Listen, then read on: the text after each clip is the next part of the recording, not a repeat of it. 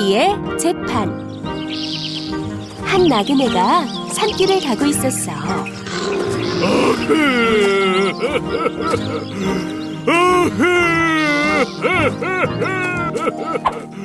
뭐지? 호랑이 소리 같기도 하고. 나그네가 조심조심 그곳에 가보니 호랑이 한 마리가 깊은 구덩이에 빠져서 울고 있는 거야. 아이고 나그네님, 제발 이 불쌍한 호랑이 좀 살려주시오. 은혜는 꼭 갚을 테니 부디 여기서 좀 꺼내주시오. 꺼내줄 테니 나를 잡아먹으면 안 되네. 예, 걱정 마세요 나그네님. 나그네는 그 말을 믿고 긴 나무를 내려주어 호랑이를 구해줬어.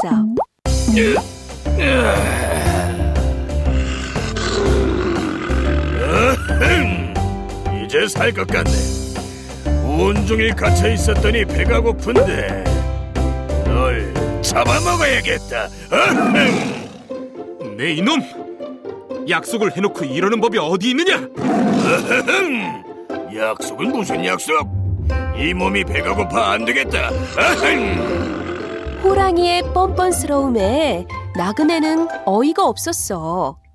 마침 길가에 있던 황소에게 물었지. 황소야, 호랑이가 약속을 지키지 않는다. 넌 어떻게 생각하느냐? 약속은 무슨 약속? 사람들은 우리 젖도 짜가고 우리를 죽여 고기를 먹으니 믿을 수 없어. 소나무야, 호랑이가 약속을 지키지 않으니 잘못한 것 아니냐? 사람들은 우리를 잘라 집이랑 가구를 만들고 마구 괴롭히니 지키지 않아도 돼. 그때 토끼 한 마리가 깡충거리며 길을 가고 있었어. 토끼야, 잠깐 내 말을 좀 들어보렴. 함정에 빠진 호랑이를 구해줬더니 나를 잡아먹으려 하는구나. 너는 어떻게 생각하느냐? 토끼는 고개를 갸웃거리며 물었어. 이해가 잘 안 가네요. 호랑이님은 어디에 있었다고요? 이거 참, 몇 번을 얘기해. 그러니까 내가 원래 여기에 쏙 빠져서. 호랑이는 이렇게 말하면서 훌쩍 뛰어서 구덩이 속으로 쏙 들어갔어. 나그네님, 어서 가던 길 가세요. 그리고 앞으로는 절대 위험한 약속은 하지 마세요. 토끼야, 고맙다.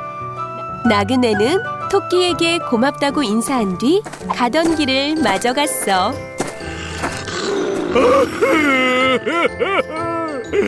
아이고 선배님 잘못했어요. 꺼내주세요.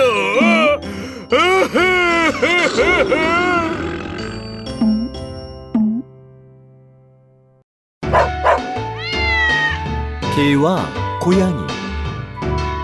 어느 마을에 개와 고양이를 키우는 가난한 할머니가 살았어요. 하루는 강에 나갔다가 어부에게 잡힌 잉어를 봤어요. 아이고 가여워라. 눈물을 흘리네. 마음 착한 할머니는 돈을 털어 잉어를 산 뒤 강에 놓아주었어요. 그러자 강에서 휘황찬란한 빛이 나더니 한 아이가 나와 말했어요. 할머니, 구해주셔서 감사합니다. 살려주신 은혜로 이 용궁 구슬을 드릴게요. 알고 보니 놓아준 잉어는 용왕님의 아들이었어요. 용왕님의 아들이 준 용궁구슬은 참 신기했어요. 쓱 비비며 집 하고 말하면 집이 생기고, 쓱 비비며 쌀 하고 말하면 쌀이 생겼어요. 용궁구슬 덕분에 할머니네 집은 부자가 되었어요. 이 소문을 들은 이웃마을 욕심쟁이 할머니가 찾아왔어요. 여기 그렇게 신기한 구슬이 있다면서요? 그 구슬 좀 보여줘요. 아이고, 구슬 참 예쁘네요. 욕심쟁이 할머니는 몰래 용궁 구슬을 가짜 구슬과 슬쩍 바꿔놓고 달아났어요. 용궁구슬이 없어지자 할머니는 예전처럼 다시 가난해졌어요. 멍멍! 그 못된 할머니가 가져간 게 틀림없어. 우리가 찾으러 가자. 개는 고양이를 등에 업고 강을 건너 욕심쟁이 할머니 집에 도착했어요. 고양이는 헛간에 들어가 우두머리 쥐를 붙잡고 말했어요. 구슬을 가져오지 않으면 모두 잡아먹을 테다. 쥐들은 뿔뿔이 흩어져 할머니 집을 뒤져 구슬을 찾아왔어요. 멍멍! 우리가 구슬을 찾았어. 어서 가서 할머니께 전해드리자. 고양이는 구슬을 입에 물고 개에게 업혀 다시 강을 건넜어요. 한참 강을 건너던 개가 고양이에게 물었어요. 고양이야, 구슬 잘 물고 있지? 구슬 잘 물고 있어? 고양이야, 왜 대답 안 해? 할머니가 있어. 퉁덩! 그 바람에 그만 구슬이 강에 빠지고 말았어요. 그까짓 구슬 알게 뭐야? 멍멍! 개는 툴툴거리며 집으로 돌아갔어요. 고양이는 날이 저물도록 강가를 서성이다 물에 떠밀려온 물고기를 덥석 물었어요. 마침 배도 고픈데 잘 됐다. 고양이가 물고기를 한 입 꽉 물자 물고기 배에서 용궁구슬이 툭 튀어나왔어요. 고양이 덕분에 할머니는 다시 부자가 되었어요. 할머니는 구슬을 찾아준 고양이를 집 안에서 길렀어요. 그 뒤로 고양이는 집 안에서, 개는 집 밖에서 살며 서로 으르렁거린답니다.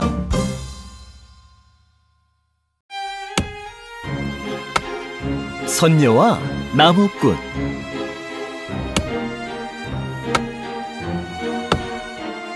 옛날 마음씨 착한 나무꾼이 산에서 나무를 하고 있었어요.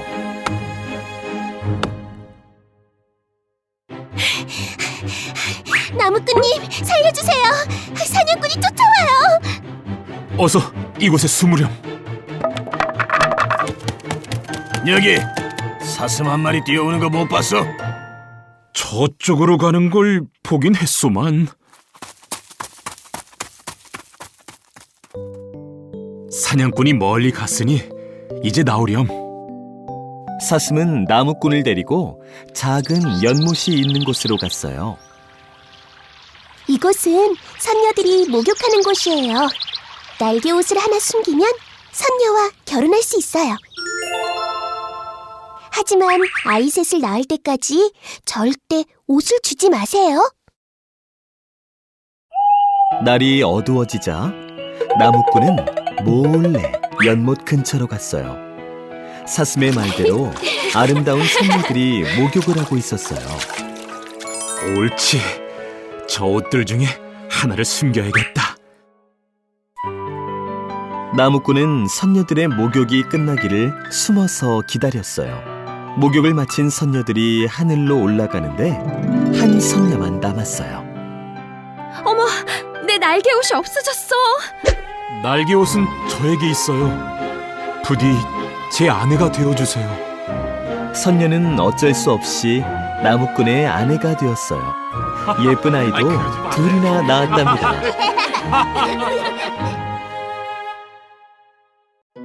어느 날 선녀가 슬픈 얼굴로 나무꾼에게 말했어요. 서방님, 제 날개 옷을 한 번만 보여주세요. 마음이 흔들린 나무꾼은 그만 날개옷을 꺼내주고 말았어요. 어머, 내 날개 옷. 서방님, 한 번만 입어볼게요. 날개옷을 입은 선녀는 아이 둘을 양팔에 안고 하늘로 올라가 버렸어요. 나무꾼은 사슴을 찾아가 도움을 청했어요. 선녀들이 이제는 두레박으로 물을 퍼가요. 오늘 밤 그 연못으로 큰 두레박이 내려올 거예요. 그 두레박을 타고 가면 선녀와 아이들을 만날 수 있을 거예요. 나무꾼은 사슴의 도움으로 하늘나라로 올라갔어요. 나무꾼은 하늘나라에서 선녀와 아이들을 만나 오래오래 행복하게 살았답니다.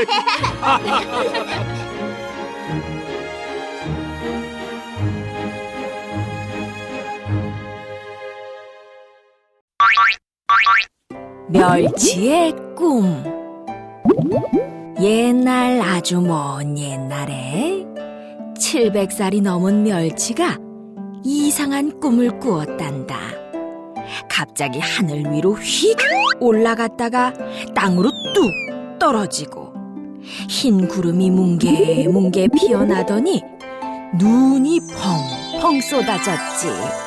게다가 땀이 뻘뻘 나게 덥다가 으슬으슬 추웠다 하는 꿈이었어. 멸치는 날이 새자마자 가자미에게 달려가 꿈 이야기를 했어. 아이, 복잡해.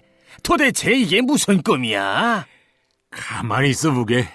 망둥이 할멈 꿈풀이가 아주 용하다는구먼.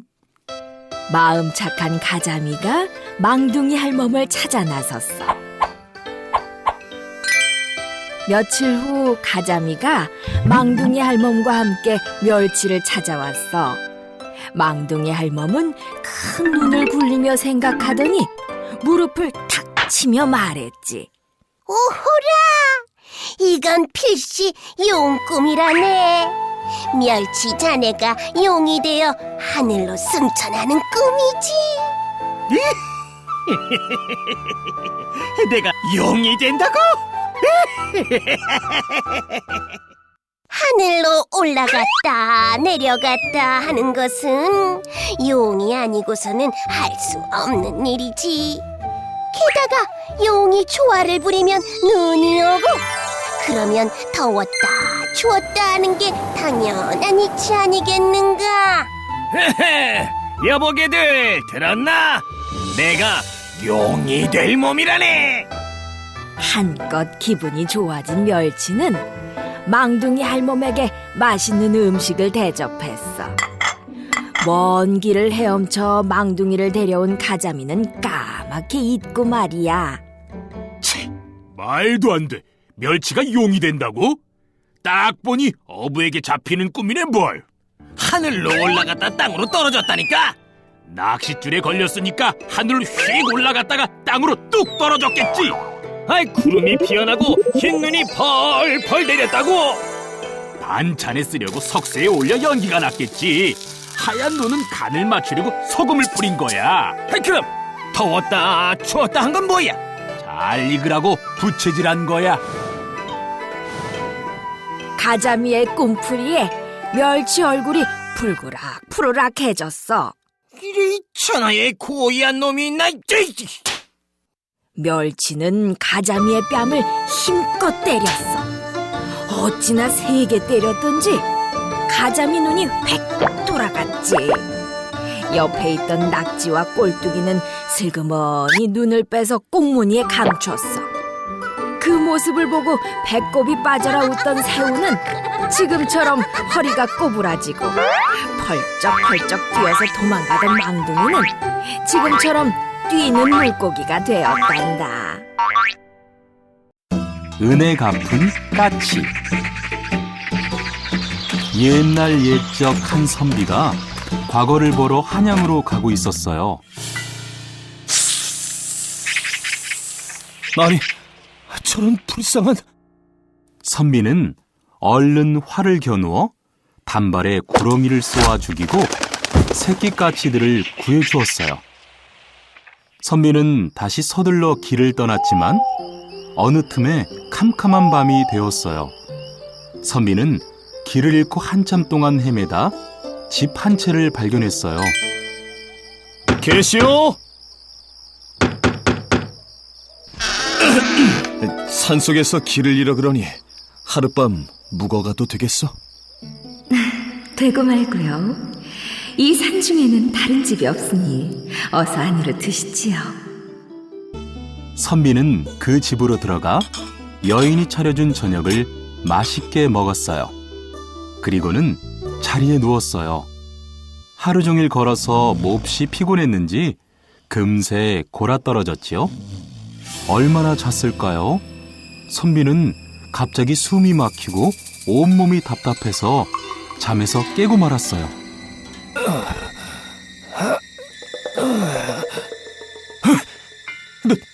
넌 누구냐? 아까 낮에 네가 활을 쏘아 죽인 구렁이가 바로 내 남편이다. 그 원수를 갚으려고 여기서 널 기다리고 있었다. 내가 활을 쏜 것은 까치를 살리려고 한 것이오. 그러니 제발 나를 살려주시오. 좋다. 이 산속에 빈 절이 있다. 날이 밝기 전에 그 절에 있는 종이 3번 울리면 하늘의 뜻으로 알고 너를 살려주겠다. 곧 날이 밝는데 빈 절의 종이 무슨 수로 울리겠는가. 이제 난 꼼짝없이 죽었구나. 자, 이제 약속한 시간이다. 와! 바로 그때였어요. 댕, 댕, 댕. 산속에서 희미하게 종소리가 3번 울려 퍼졌어요. 분하다. 하늘의 뜻이니 널 살려줄 수밖에 없구나. 구렁이는 선비 몸을 풀어주고는 스르르 사라졌어요. 선비는 바로 빈절로 달려가 보았어요.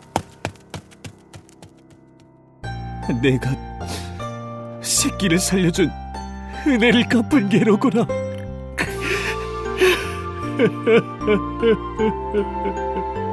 선비는 까치를 양지 바른 곳에 고이고이 묻어줬어요. 그리고 그 길로 한양에 가서 과거를 보아 급제를 했어요. 그 뒤로 틈만 나면 까치 무덤을 찾아가 까치의 명복을 빌어줬답니다.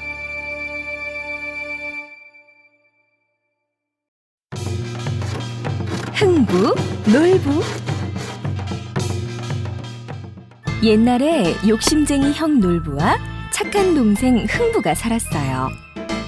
부모님이 돌아가시자 놀부는 재산을 모두 차지하고 동생 흥부를 내쫓았어요.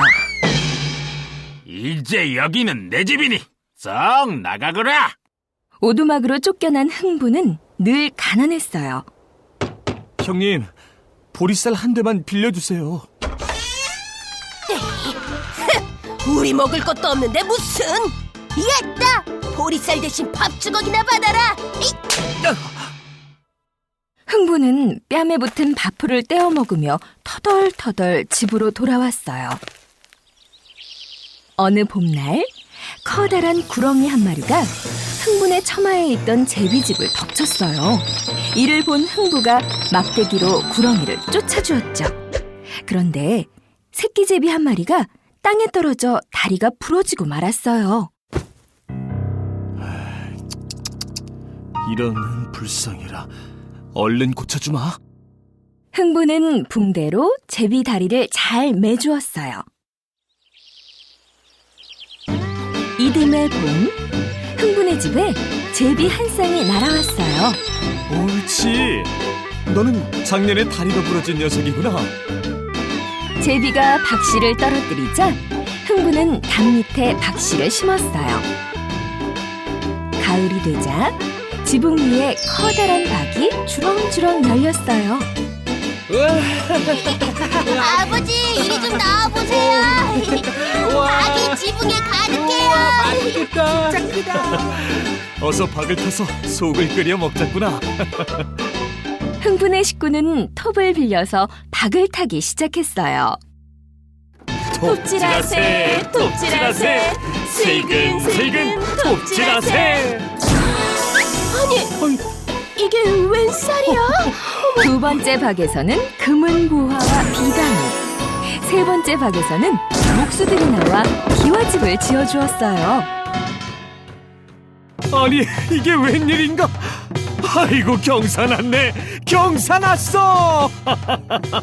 한편 한편 이 소식을 들은 놀부는 당장 제비를 잡아 다리를 부러뜨리고는 다시 고쳐주었어요. 이듬해 제비가 박씨를 물어다 주자 놀부는 싱글벙글 웃으며 지붕에 심었어요. 가을이 되자 놀부네 지붕에도 커다란 박이 주렁주렁 열렸어요. 톱질하세 톱질하세 슬근슬근 톱질하세 금은보화 잔뜩 나와 금부자 되어보세. 옳지. 누런 것이 분명 금이로구나. 박이 쩍 갈라지면서 누런 똥물이 쏟아져 나왔어요. 두 번째 박에서는 도깨비가 나와 놀부와 가족들을 방망이로 때렸어요. 세 번째 박에서는 도둑들이 나와 모든 물건을 훔쳐갔어요. 놀부는 하루아침에 거지 신세가 되었어요. 착한 흥부가 이 소식을 듣고 한달음에 달려왔어요. 형님, 우리하고 함께 살아요.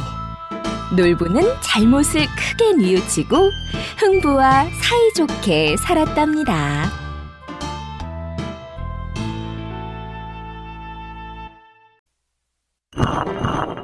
요술 맷돌. 옛날 어느 마을에 가난하지만 마음씨 착한 농부와 욕심쟁이 부자 영감이 살았어. 어느 날 한 할아버지가 부자 영감의 집으로 밥을 얻어먹으러 왔어. 영감한테 줄 밥이 어딨어? 딴 데 가서 알아보시. 쫓겨난 할아버지는 착한 농부의 집 근처에서 그만 쓰러지고 말았대. 할아버지, 정신 차리세요. 착한 농부는 할아버지를 들쳐업고 집으로 달려왔어. 없는 곡식을 모두 털어 죽을 만들어 먹이고는 밤새 잠도 안 자고 정성껏 돌봐줬지. 정말 고맙소.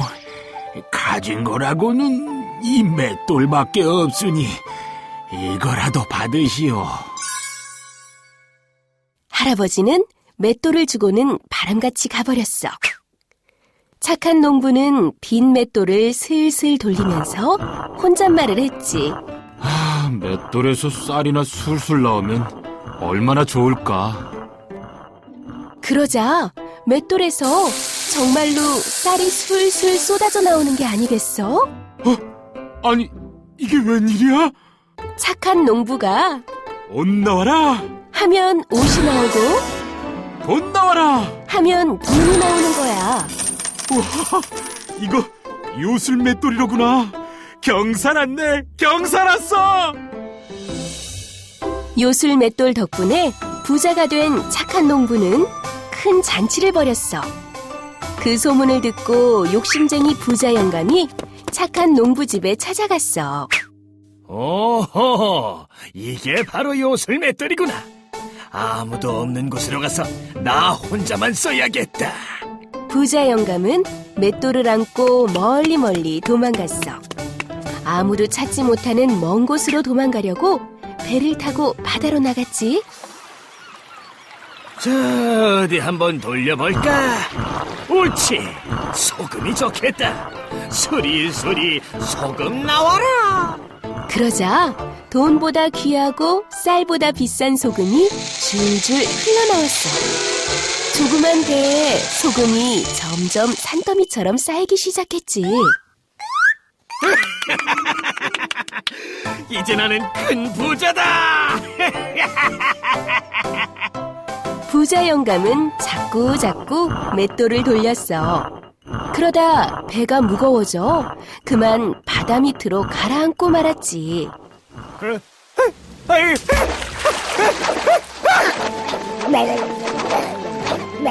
지금도 바닷속에선 맷돌이 뱅글뱅글 돌면서 소금이 계속 나오고 있대. 그래서 바닷물이 짠 거란다.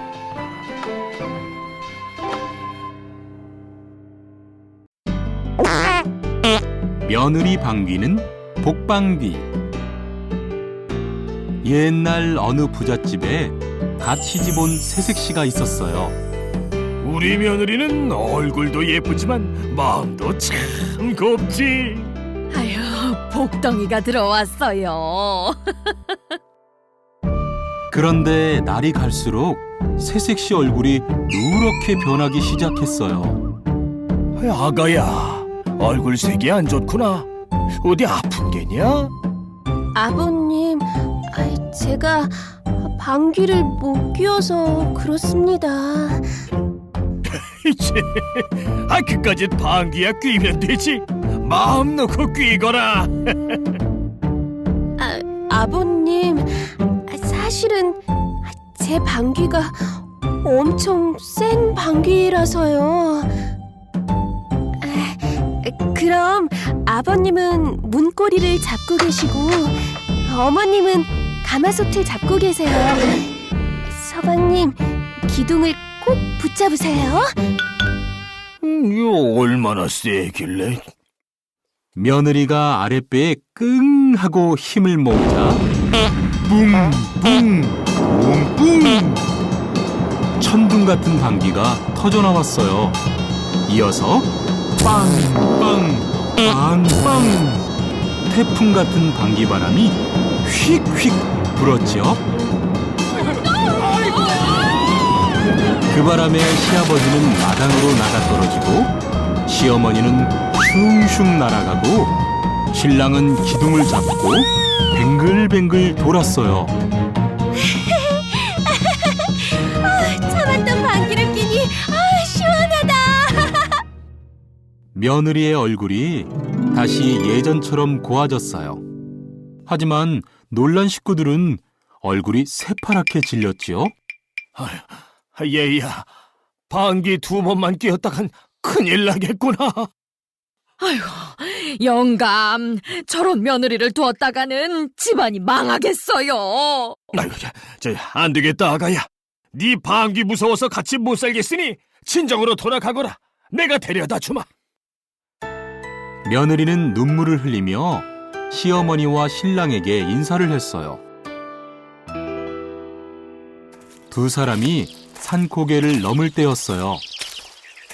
아이고, 아가야, 다리도 아프니 저 감나무 그늘에서 잠시 쉬었다 가자. 시아버지와 며느리는 감나무 아래에 앉았어요. 아이고, 그거 참 맛있게도 생겼구나.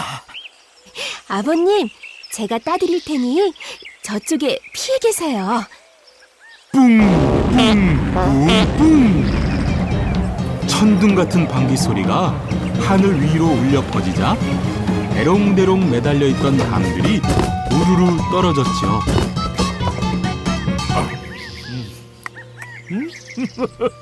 옳지. 우리 며느리 방귀가 알고 보니 복방귀로구나. 시아버지는 껄껄 웃으며 며느리와 함께 다시 집으로 돌아왔어요. 그 후 며느리는 복방귀를 뿡뿡 뿡뿡 빵빵 빵빵 시원하게 끼면서 행복하게 살았답니다.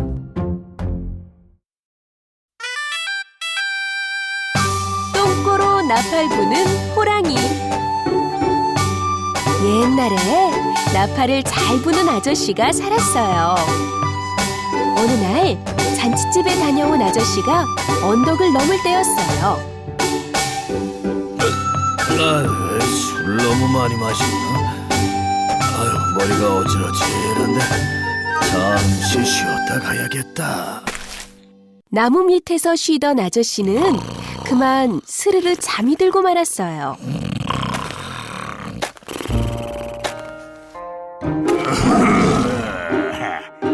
마침 배가 고팠는데 잘 됐다. 오늘은 정말 운이 좋군. 호랑이는 앞발로 아저씨를 툭툭 건드렸어요. 하지만 깊은 잠에 빠진 아저씨는 꼼짝도 하지 않았어요. 어라, 죽은 듯이 잠들어 있잖아. 생생할 때 먹어야 맛있는데. 안 되겠다. 깨워서 잡아먹어야겠다.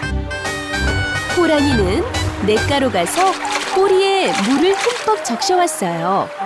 그러고는 아저씨 얼굴에 대고 젖은 꼬리를 요리조리 흔들었어요. 무슨 일이야? 깜짝 놀란 아저씨가 잠에서 깨어보니 눈앞에 호랑이 엉덩이가 보이는 게 아니겠어요? 아이고, 큰일 났네. 이러다 호랑이 밥이 되겠어. 무슨 좋은 방법이 없을까? 눈앞에서 흔들흔들 왔다 갔다 하는 호랑이 똥꼬를 보자 아저씨는 번쩍 좋은 생각이 떠올랐어요. 옳지. 그렇게 하면 되겠구나.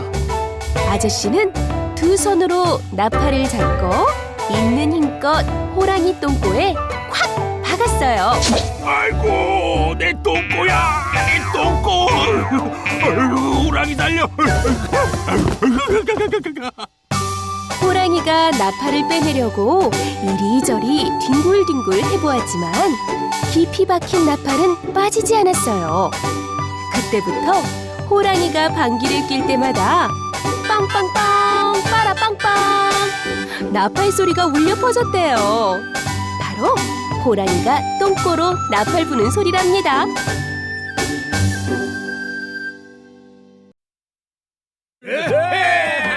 도깨비 감투. 옛날 한 나무꾼이 산에 나무를 하러 갔어. 한참 나무를 하는데 후드득 후드득 비가 쏟아지네. 아이고, 갑자기 웬 비람? 비를 피해 달리던 나무꾼은 빈집 하나를 발견했지. 나무꾼은 빈집에 들어가 비가 그치기를 기다렸어. 그러다 그만 깜빡깜빡 졸기 시작했지.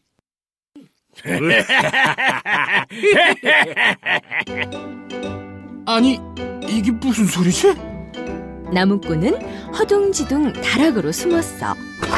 나무꾼이 몰래 문틈으로 보니 도깨비들이 우르르 방 안으로 들어오는 거야. 잘 쉬고, 잘 쉬고, 신나게 놀아보세. 도깨비들은 밤새도록 놀다가 동틀 무렵에야 사라졌지. 휴, 이제 살았다. 아직 쓸만한 감투를 두고 갔네. 나무꾼은 도깨비 감투를 써보았어. 그러다 너무 놀라 뒤로 벌러덩 넘어질 뻔했지 뭐야. 이럴 수가! 내 몸이 어디 간 거야? 도깨비 감투를 쓰면 자기 모습이 없어졌다. 벗으면 다시 나타나는 거야. 오호라! 이 감투만 있으면 무슨 일이든 할 수 있겠어. 나무꾼은 동네에서 이름난 부잣집으로 갔어. 안방도 기웃, 사랑방도 기웃, 이리 기웃 저리 기웃. 욕심이 생긴 나무꾼은 돈꾸러미를 들고 달아났지. 다음 날 나무꾼은 시장으로 갔어. 요물조물 떡을 훔치고 쫄깃쫄깃 고기를 훔치고 알록달록 신발을 훔치고 보들보들 비단을 훔쳤어. 여보, 이제 우리는 부자요, 부자! 그러던 어느 날 나무꾼이 이번에는 대장간을 기웃거렸어. 어디 보자. 여기에선 뭘 가져간다? 그때 그만 도깨비 감투에 불똥이 튀었어. 아, 뜨거워! 불이야, 불! 나무꾼은 호들갑을 떨며 불을 껐지만 이미 도깨비 감투에는 뽕 구멍이 났지. 나무꾼은 감투에 난 구멍을 빨간 헝겊으로 기웠어. 다음 날 빨간 헝겊이 이 집 저 집 둥둥 떠다녔어. 웬 헝겊 조각이지? 수상한데? 마을 사람들은 우르르 몰려들어 빨간 헝겊을 잡았어. 내 놈이 요사이 물건을 훔쳐간 도둑놈이구나. 어딜 도망가려고, 요놈! 이 도둑놈 잡아라! 사람들은 나무꾼을 흠씬 두들겨 주었지. 잘못했습니다. 잘못했어요. 나무꾼은 눈물을 흘리며 후회했단다. 도깨비 방망이. 옛날 욕심쟁이 형과 마음 착한 아우가 살았어요. 어느 날 아우가 산에서 나무를 하는데 개암이 하나 뚝 떨어졌어요. 개암이네. 이건 아버지 드려야겠다. 조금 있다가 2개가 떨어졌어요. 하나는 어머니 드리고 하나는 형님 드려야지. 집에 가려는데 날이 저물어 저녁이 되었어요. 벌써 이렇게 되었나? 서둘러 가야겠다. 하지만 비까지 와서 산에서 내려가기가 너무 어려웠어요. 아우는 마침 낡은 집 한 채를 발견했어요. 오늘 밤은 여기서 보내야겠다. 아우가 한참 고온히 자고 있을 때였어요. 해라! 오늘도 어디 신명나게 놀아볼까? 시끄러운 소리에 아우는 깜짝 놀라 대들보 위로 올라가 숨었어요. 얼쑤 절쑤 금나와라 뚝딱 얼쑤 절쑤 은나와라 뚝딱. 도깨비들이 방망이를 뚝딱 내리칠 때마다 금은보화가 와르르 쏟아져 나왔어요. 한참 숨어서 지켜보던 아우는 슬슬 배가 고팠어요. 아, 맞다. 개암이 있지. 아우는 개암을 하나 꺼내 꽉 깨물었어요. 아이고, 소리가 너무 컸나? 그런데 도깨비들이 더 놀랐어요. 이게 무슨 소리지? 집이 무너지려나 봐. 모두 도망쳐! 도깨비들은 방망이도 팽개치고 꽁지 빠지게 달아났어요. 덕분에 아우는 마을에서 큰 부자가 되었죠. 이 소식을 들은 욕심쟁이 형은 그 길로 개암을 따서 빈집을 찾아갔어요. 대들보 위에 숨어서 한참을 기다리는데 정말로 도깨비들이 나타났어요.